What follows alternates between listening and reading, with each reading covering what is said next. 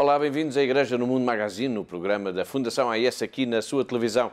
Sou o Paulo Ádio e ao longo dos próximos 50 minutos vamos focar a nossa atenção na vida da Igreja Católica, especialmente em relação aos cristãos perseguidos, à Igreja que sofre. Mais de 60 mortos, entre os quais 2 sacerdotes, um verdadeiro massacre. Muitos morreram mesmo calcinados. O ataque de 15 de novembro, há apenas um mês, contra a Catedral e o campo de refugiados em Lindau, na República Centro-Africana, foi apenas o mais recente episódio de uma longa lista de violência que teve início em 2013.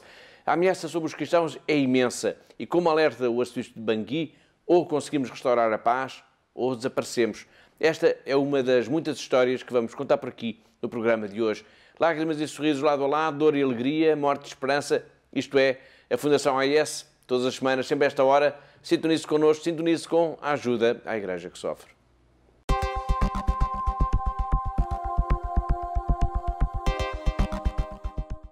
Vamos então ao primeiro tema do programa de hoje, em que contamos, como habitualmente, com a presença da Catarina Martins Betancourt, a diretora da Fundação AES aqui em estúdio. Olá, Catarina. Olá, Paulo. A Igreja esteve em festa com a beatificação no passado sábado de 19 mártires na Argélia. Foram assassinados por ódio à fé. Foram mortos por terroristas, por extremistas islâmicos. E foi a primeira vez que mártires cristãos foram proclamados beatos num país muçulmano. Entre os beatificados estão os 7 monges de Tiberine, que inspiraram o filme Dos Deuses e dos Homens do realizador francês Xavier Beauvoir. Já lá iremos. Na passada segunda-feira, dia 10 de dezembro, assinalaram-se os 70 anos em que a Assembleia Geral das Nações Unidas adotou a Declaração Universal dos Direitos Humanos como um padrão comum de direitos humanos para todos, em todos os lugares. A Declaração tem um preâmbulo e 30 artigos. Um deles, o artigo 18º, refere-se à liberdade religiosa, precisamente aquilo que não aconteceu na Argélia com o assassinato por ódio à fé dos 19 mártires que agora foram beatificados. Vamos agora recordar quais são os direitos humanos essenciais.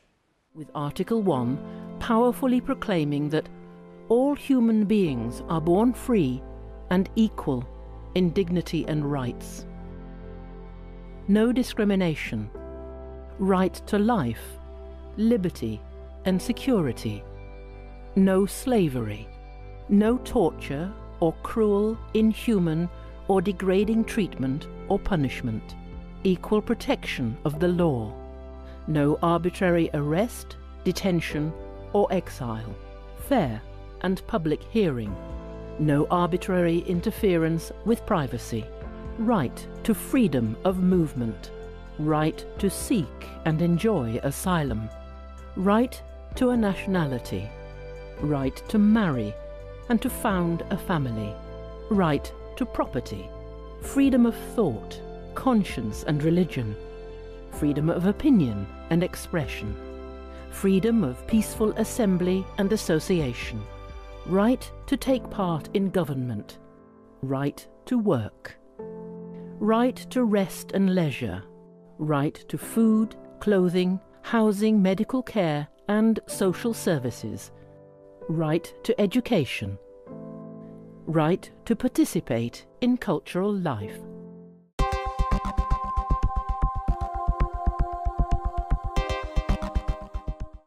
Depois de termos recordado o essencial da Declaração Universal dos Direitos Humanos, vamos então ao tema de abertura do nosso programa, a beatificação dos 19 mártires cristãos da Argélia.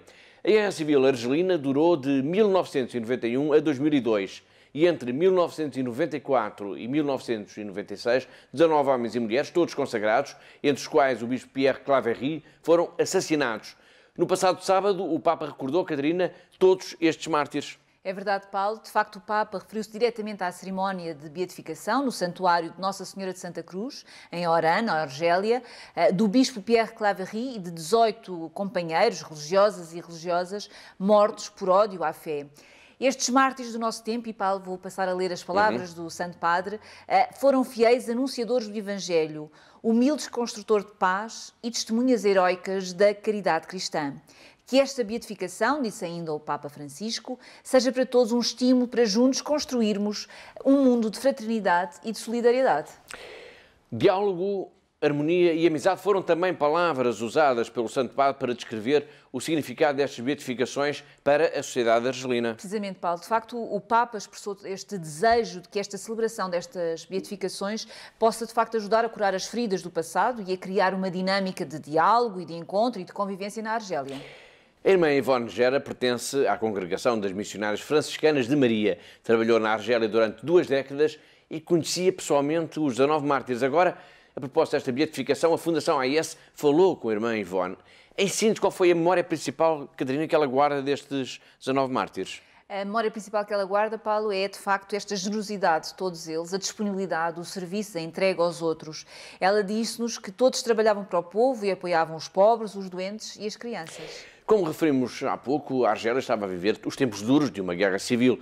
E apesar do clima de violência se ter agravado no país, todos estes 19 mártires decidiram ficar, apesar das ameaças e do risco. E como lembra a irmã Ivone, tudo se agravou, principalmente a partir de outubro de 1993. Exatamente, Paulo. A irmã Ivone disse aos nossos colegas, na conversa que teve com os nossos colegas de AIS, disse que os islamitas aproveitaram-se da situação de grande conflito e, de facto, a 3 de outubro desse ano, portanto, de 1993, advertiram todos os estrangeiros de que, se não abandonassem o país até ao fim de dezembro, seriam objeto de ataques. Uma ordem que foi dirigida a todos os religiosos, mas também a todas as famílias cristãs estrangeiras. E qual foi a reação dos padres, das irmãs, perante essa ameaça? Foi ficar, Paulo, e como disse a irmã Ivone nesta nossa conversa, ela diz, todos decidiram ficar e decidiram que não iriam embora. E por isso, todos ficaram, Paulo. Mas ficar era uma decisão arriscada. Os que decidiram não partir tiveram mesmo de escrever aos seus superiores, afirmando que o faziam de livre vontade. Exatamente, Paulo. E de facto a irmã Ivone sublinha isso nesta conversa que teve. Ela disse que estes 19 mártires têm isso em comum. Portanto, decidiram ficar, apesar das ameaças, e continuaram a trabalhar e a cuidar das pessoas e morreram, como ela disse também, nos seus postos de trabalho.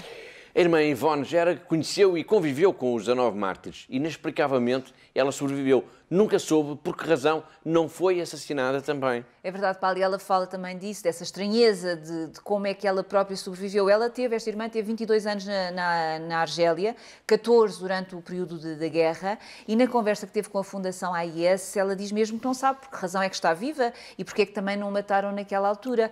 E ela porque também esteve na mira dos islamitas, Paulo. Os monges da abadia de Atlas, em Tibrin, na Argélia, foram sequestrados no mosteiro na noite de 26 para 27 de março de 1996 e depois foram decapitados. Já Dom Pierre Claverie, que também foi beatificado no sábado, foi bispo de Oran até 1996, altura que foi também assassinado no atentado à bomba. Rafael Daqui é o responsável a nível internacional pelos projetos da Fundação AIS em África. Ele assistiu à cerimónia de beatificação destes 19 mártires e conta-nos agora o que viu e o que mais o impressionou. A celebração de hoje foi uma celebração bastante marcante, impressionante.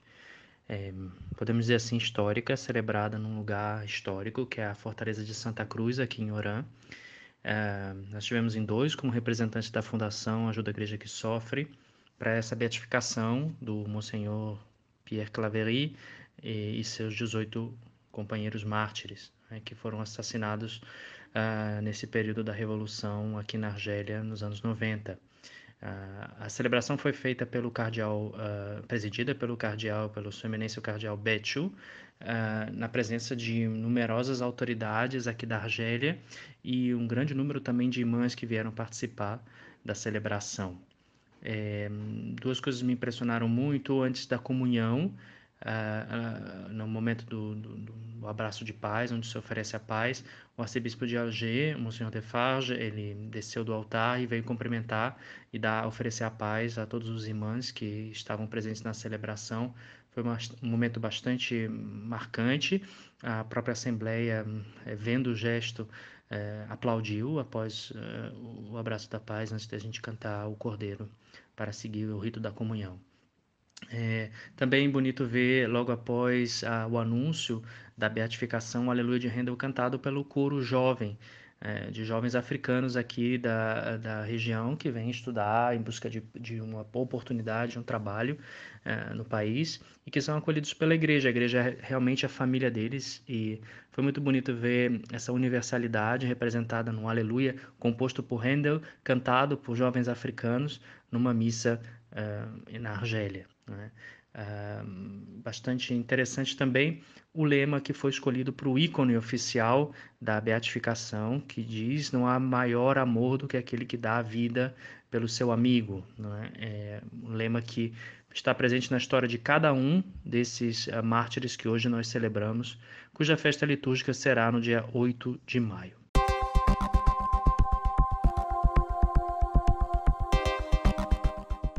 Foi Rafael Daqui, o responsável pelos projetos da AIS em África. Há pouco referi que o assassinato dos 7 monges de Tiberine inspiraram o filme Dos Deuses e dos Homens, do realizador francês Xavier Beauvoir. Vamos agora rever o trailer deste filme. Voici la nuit, l'immense nuit des origines, et rien n'existe hormis l'amour qui se dessine, en séparant le sable et l'eau, Dieu préparait comme un...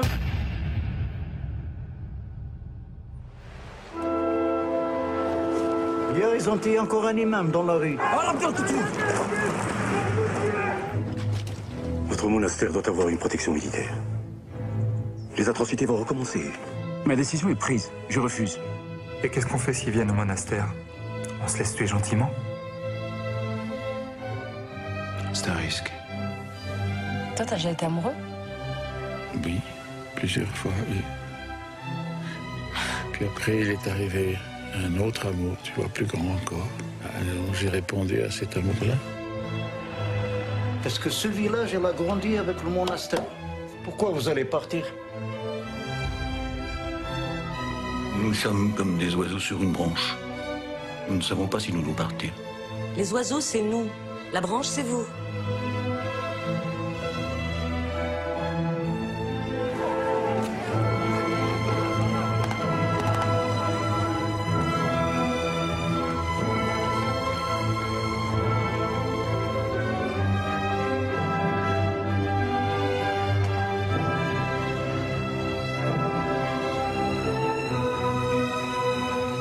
J'ai pas peur, moi, des terroristes et encore moins de l'armée.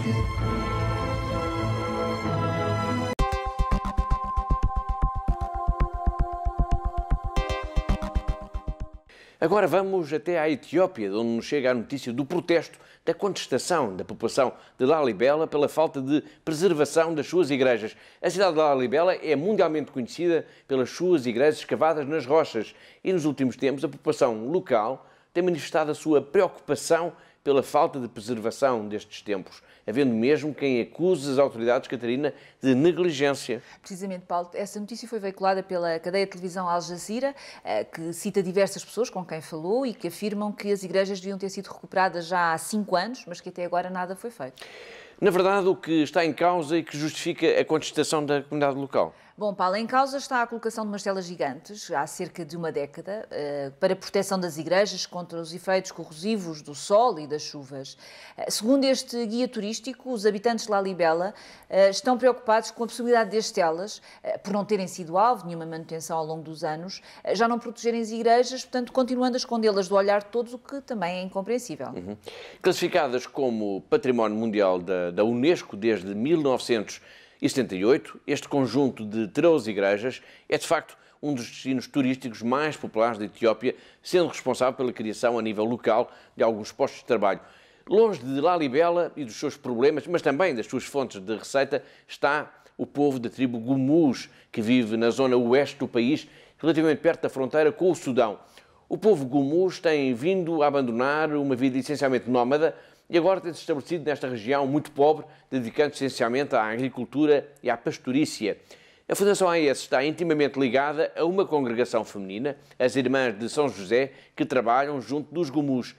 E são, Catarina, apenas 3 irmãs. É verdade, Paulo, são apenas 3 irmãs, mas que desenvolvem um trabalho notável, especialmente ao nível da educação, junto das raparigas e mulheres. Uma das irmãs é responsável por um pequeno jardim de infância que existe ali e, entre outras coisas, ajuda a preparar estas crianças para frequentarem depois, mais tarde, a escola primária.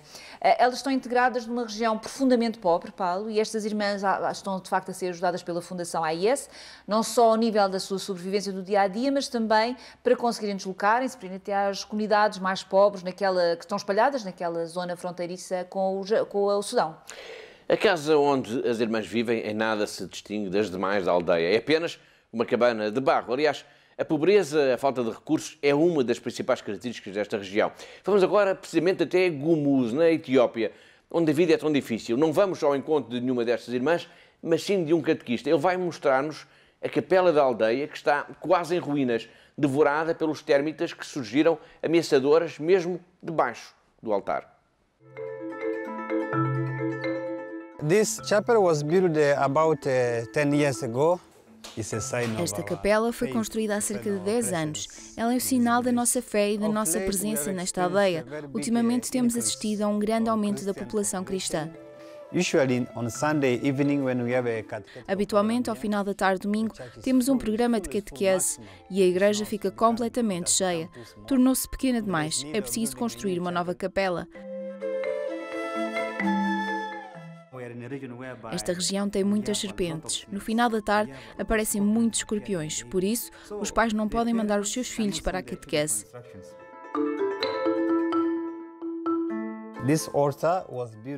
Este altar foi construído mesmo em cima das térmites, por isso elas continuam o seu trabalho. Este é o trabalho só de uma noite e está muito fresco. Há rachas por todo lado. Pode mesmo ruir em cima da comunidade. Temos medo de ter aqui os encontros no fim do dia. Esperamos construir uma capela que seja melhor e mais sólida. Graças ao AIS que nos ajudou. Os trabalhos vão começar logo que chegue a estação seca.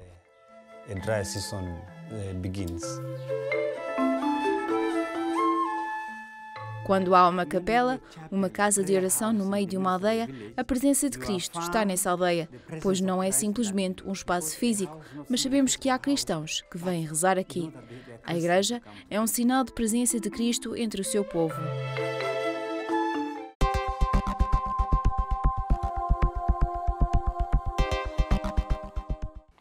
Agora vamos até à China, vamos até Shanxi, onde os fiéis continuam a celebrar a missa no exterior de uma igreja encerrada pelas autoridades. A igreja foi encerrada em julho, mas a comunidade cristã, Catarina, não desarma. Sim, Paulo, podemos de facto dizer isso. Apesar das autoridades terem encerrado esta igreja em Shanxi no passado mês de julho, os fiéis continuam a celebrar a missa no exterior do edifício.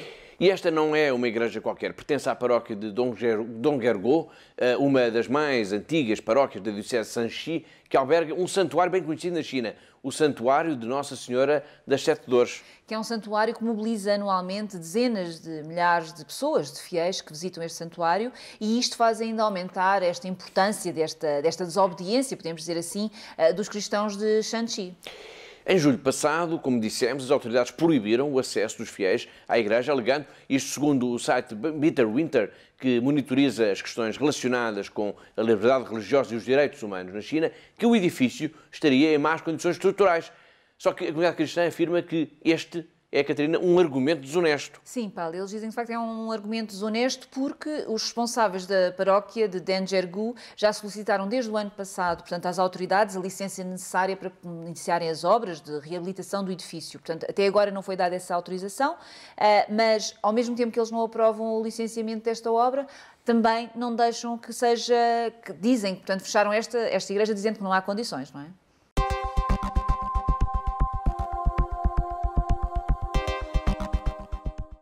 No arranque do programa falámos na Carta das Nações Unidas com os direitos humanos fundamentais. Nos dias de hoje, o povo Rohingya tem sofrido perseguição e violência sem fim, levando milhares de pessoas a fugir de Myanmar rumo ao Bangladesh, onde se encontram em campos de refugiados. É aí, num desses campos, que vamos agora encontrar Rashida Begun. Ela fugiu e o barco de onde seguia naufragou. E nesse naufrágio morreu a sua filha de 7 meses. A vida de Rashida também naufragou, de alguma forma, nesse dia.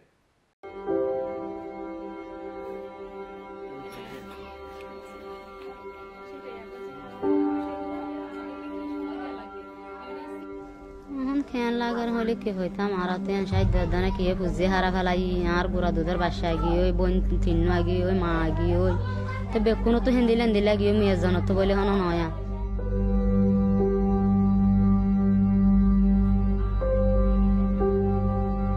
We normally call like you are safe, you are secure, and you are alive. So acknowledge your life, and also we tell them you are not alone. We are with you.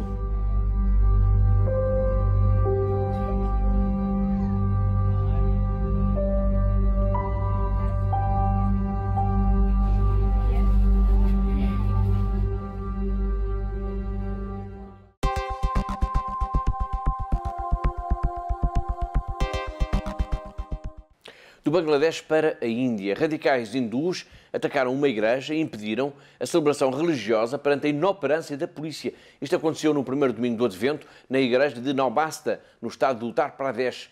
O que é que aconteceu realmente, Catarina? Bom, Paulo, estava de facto a decorrer a celebração eucarística no passado domingo, dia 2 de dezembro, quando um grupo de mais de 150 de radicais hindus entraram na igreja, ameaçando os fiéis e reclamando o encerramento imediato do templo. E como o Paulo disse, isto tudo aconteceu perante a inatividade, a passividade das autoridades, que nada fizeram no sentido de pararem e de protegerem as pessoas que estavam dentro da igreja. Passividade e cumplicidade, pois as forças da ordem, quando chegaram à igreja, decidiram que os cristãos deveriam mesmo interromper o culto e regressar às suas casas, em vez de assegurarem, como lhes competiria, a continuação da atividade religiosa em segurança. Este ataque é sintomático da campanha de violência contra os cristãos que se está a verificar principalmente no estado de Uttar Pradesh. São muitos já, Catarina, os episódios conhecidos. Sim, Paulo, de facto, e só no corrente ano, e segundo a agência Asia News, já ocorreram 93 casos reportados às autoridades e, portanto, nos últimos tempos, Paulo, dezenas de igrejas foram forçadas pelas autoridades a fechar as suas portas, especialmente nos distritos de Jampur, Azamgarh e Kanpur. Agora vamos até uma zona muito pobre da Índia, vamos até Bihar. Vamos ao encontro de uma mulher, uma irmã, que tem dedicado a sua vida ao serviço dos mais pobres dos pobres. Ela está em Bihar há 2 anos e meio. Nesta aldeia não há capela nem igreja, mas isso não tem impedido a irmã Fulgência de fazer o seu trabalho, de falar de Deus a quem tem sofrido tanto na sua vida.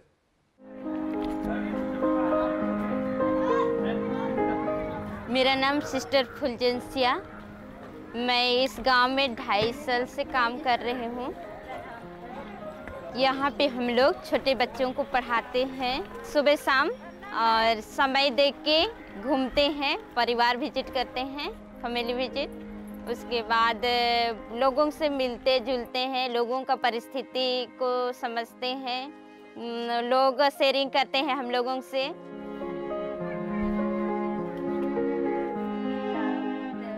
यहाँ तो मिशन नहीं है, प्रार्थना मिसा पूजा नहीं होता है, इसीलिए हम सब सिस्टर के साथ में बैठ कर के हम प्रार्थना करते हैं।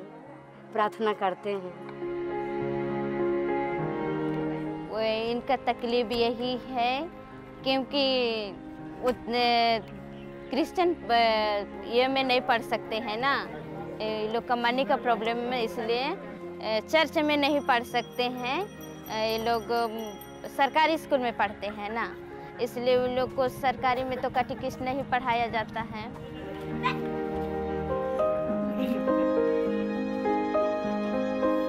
ये लोग मजबूत होने से ये लोग का और मजबूत होगा इसमें, धर्म में।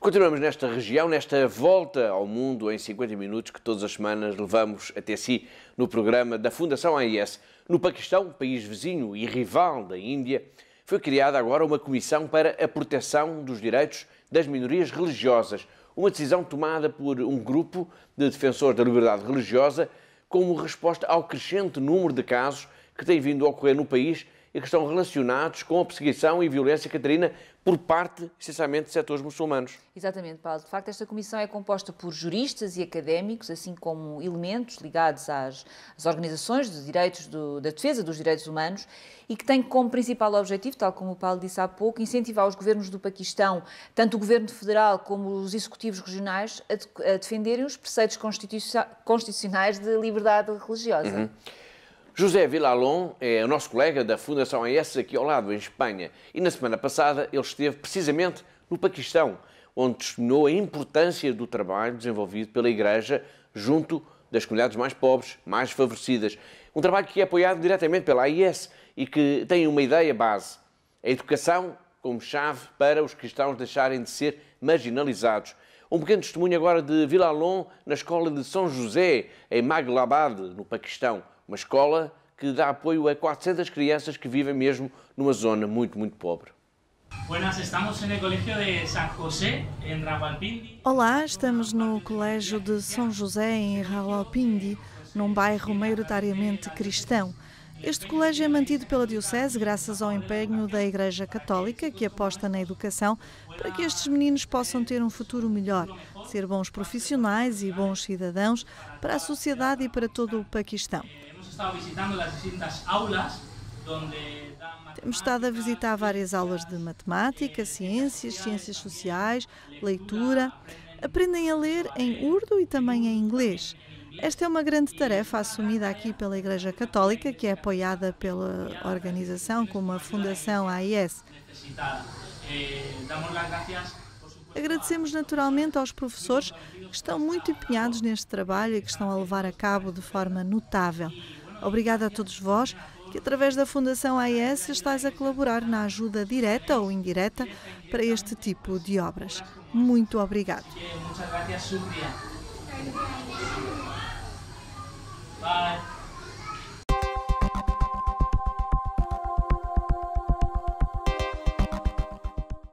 Há pouco, quando falámos da Índia, demos o exemplo extraordinário da Irmã Fulgência. Provavelmente, a Irmã Fulgência não conhece a Irmã Angelique Namaica, que pertence à congregação das Irmãs Agostinas. A Irmã Angelique trabalha na República Democrática do Congo, onde criou um centro de reintegração e desenvolvimento que oferece apoio psicológico e formação. E o Alto Comissariado das Nações Unidas para os Refugiados veio aplaudir este trabalho que esta religiosa está a realizar principalmente junto de mulheres vítimas da guerra neste país africano marcado desde há anos pela guerra e pela violência tribal, pela instabilidade política, uma instabilidade que já provocou milhares de mortos e milhões de deslocados ou refugiados. Vamos agora conhecer um pouco mais o trabalho da Irmã Angelique.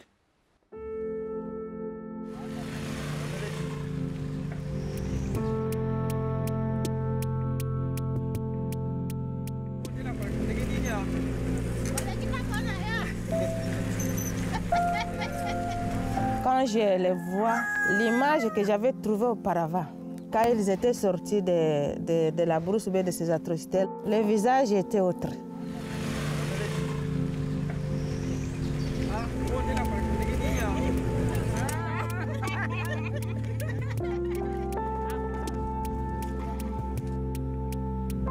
Si je peux déjà aider une seule femme à revivre, pour moi, c'est déjà un succès. Je ne me découragerai jamais.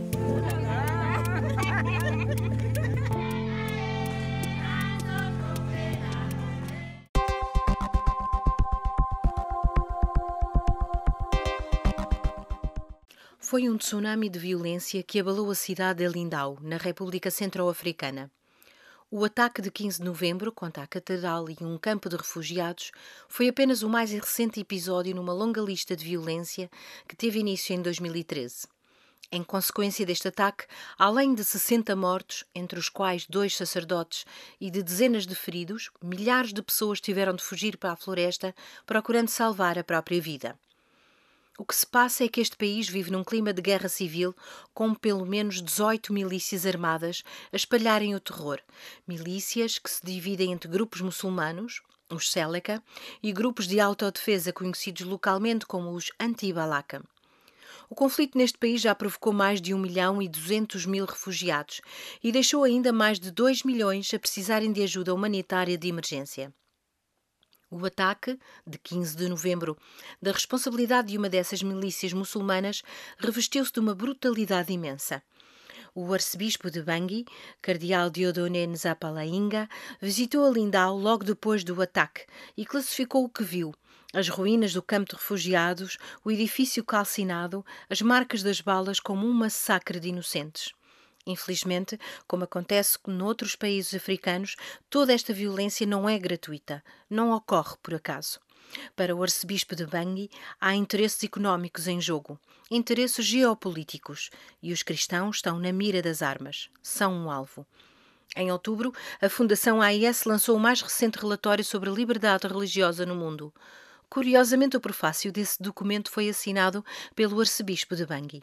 E que dizia ele sobre a ameaça aos cristãos? Aqui, em Bangui, não temos qualquer escolha. Ou conseguimos restaurar a paz, ou desaparecemos. Há 5 anos que a violência faz parte do cotidiano deste país. Ninguém está a salvo. Ninguém está seguro em lugar algum. Nada é poupado. O arcebispo pede-nos que rezemos pelos cristãos, que rezemos pela República Centro-Africana. Só a força das orações parece ser capaz de suster o ódio, a violência das armas, o terror absoluto.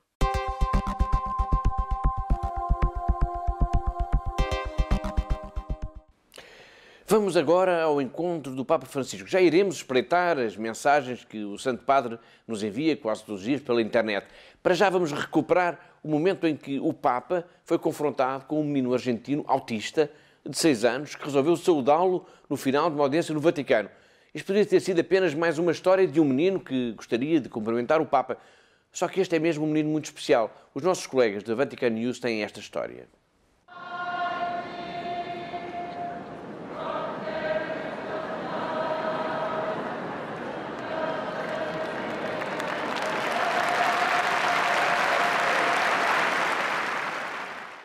Argentina, Papa.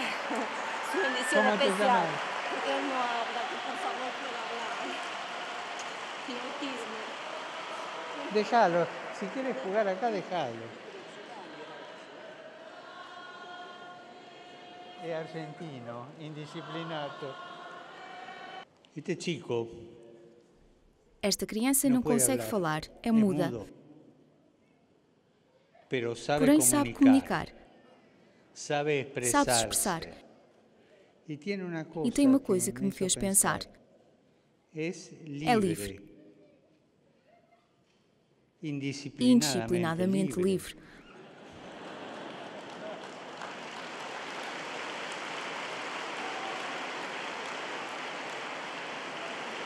Porém, livre. E fez-me pensar. Também eu sou livre diante de Deus? Quando Jesus diz que devemos nos fazer como crianças, nos diz que devemos ter a liberdade que tem uma criança diante do seu pai.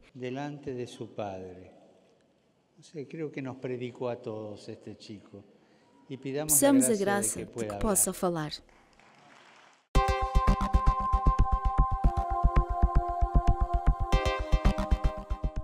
Mas quem é esta criança, este menino autista que se tornou na figura principal desta audiência do Papa Francisco no Vaticano? Que é melhor do que os seus pais, do que a sua mãe, para nos falar dele, deste menino que cativou o meio mundo ao brincar com um guarda suíço, ao saudar o Santo Padre. Agora são os nossos colegas do Rome Reports que contam a história. A catequese semanal do Papa foi marcada por esta cena cativante.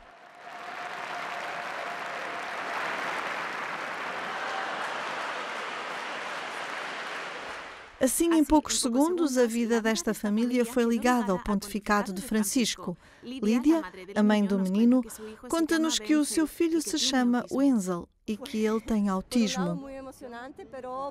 Foi, por um lado, muito emocionante, mas por outro senti, vejo-o fugir assim, porque ele é assim, automático, parte e suficiente. Ele é uma criança com autismo não verbal. E quando fui, disse ao Papa que somos argentinos e que a criança tem autismo não verbal, eu queria pegar a criança para levá-la e o Papa diz-me para não deixá-lo. Deixe, se você quiser jogar aqui, deixe isso. Ele é argentino, indisciplinado. É argentino, indisciplinado. Wenzel tem 6 anos e é o mais velho dos 3 irmãos. Os outros 2 são Wilmer e Valkyria, a menina, que foi enviada por sua mãe para tentar trazê-lo de volta sem sucesso. A princípio, as notícias sobre o autismo do Wenzel eram difíceis de levar para toda a família. Isso muda a sua vida 100%, porque você não tem uma vida normal como todos os outros. Esta é a nossa vida. O dia-a-dia é uma surpresa. Não sabemos o que é que vai acontecer. No começo foi mais difícil. Foi difícil para mim aceitar isso. Ele parecia surdo, não nos escutava. Ele nunca esteve comigo. Ele não queria vir nos meus braços. E o que é que ele contribuiu para a família? Ele está praticamente unindo-nos ainda mais como família. Paciência, paciência, paciência e tanto amor. Nos faz ressurgir como pessoas. Faz-nos ressurgir como pessoas porque, nesta sociedade depressa, esquecemos que a vida tem outro ritmo. A vida tem outro ritmo. Lídia e Ariel, como tantas outras famílias na mesma situação, buscaram ajuda e encontraram nessa associação Formigas. Lá eles aprenderam que toda a pessoa com autismo tem, de fato, um dom que é descobrir e evoluir. Os pais que têm uma criança autista devem primeiro aprender a conhecer-lhe bem, para entender os pontos fortes do seu filho, que, como todas as pessoas, têm pontos fortes a partir do qual ajuda. Estima-se que 1 em cada 160 crianças tenha autismo. Aqueles que sofrem com isso têm dificuldade em se relacionar e identificar as suas emoções, mas isso não significa que eles não os tenham. Sem dúvida, a história de Wenzel com o Papa no Vaticano ajudará a aumentar a conscientização sobre como ajudar estas pessoas.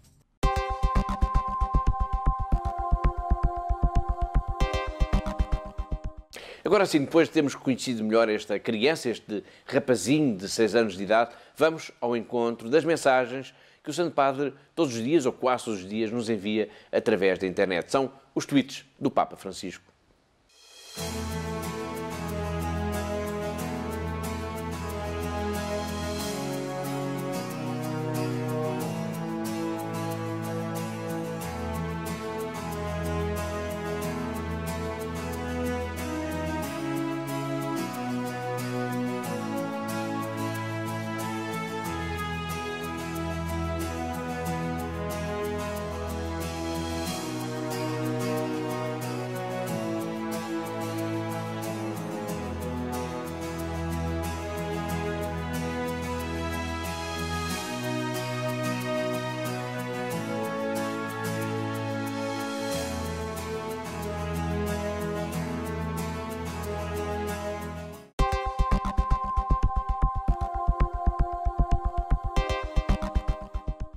Depois dos tweets do Papa, é tempo do Bible Challenge, o desafio da Bíblia. Trata-se de uma iniciativa dos nossos amigos do jornal Voz da Verdade, o semanário diocesano do Patriarcado de Lisboa. No último programa, o seminarista Tiago Roque passou o testemunho à sua amiga Francisca Ferreira Marques. Vamos agora ver a sua mensagem.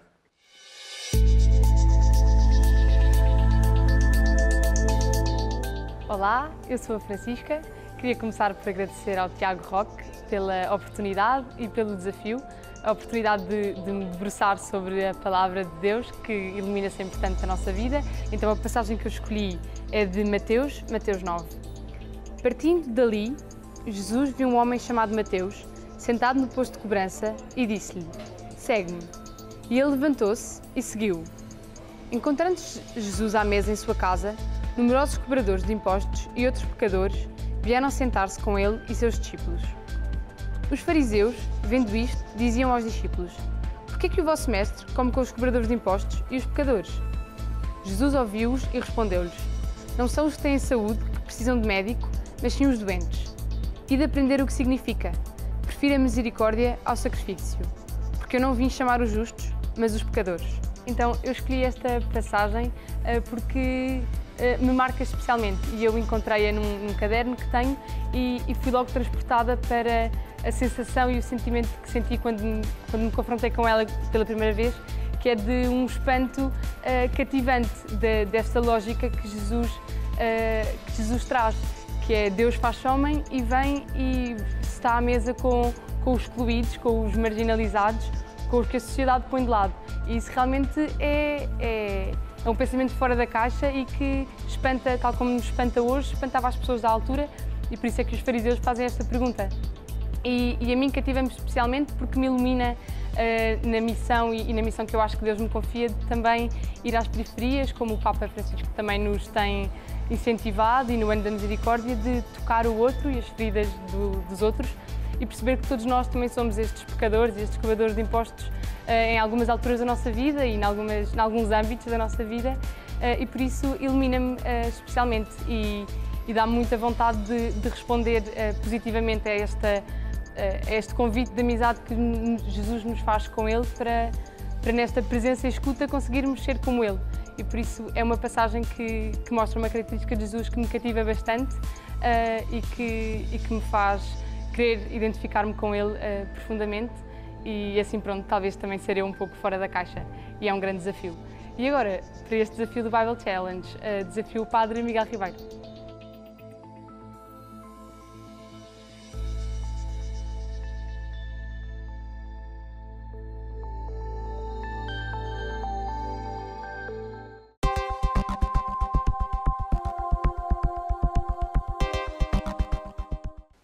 Foi a Francisca Marques e para a semana cá teremos então o Padre Miguel Ribeiro. Mesmo a chegar ao fim do programa, vamos voltar a sintonizar a nossa atenção no vídeo do Papa, no vídeo do mês, que em dezembro nos pede para nos colocarmos ao serviço de todos na transmissão da fé.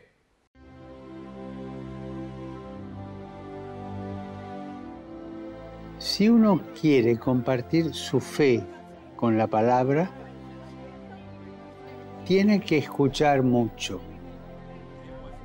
Imitemos el estilo de Jesús, que se adaptaba a las personas que tenía ante él para acercarles el amor de Dios. Recemos para que las personas dedicadas al servicio de la transmisión de la fe encuentren un lenguaje adaptado al presente, en diálogo con la cultura, en diálogo con el corazón de las personas y sobre todo escuchando mucho.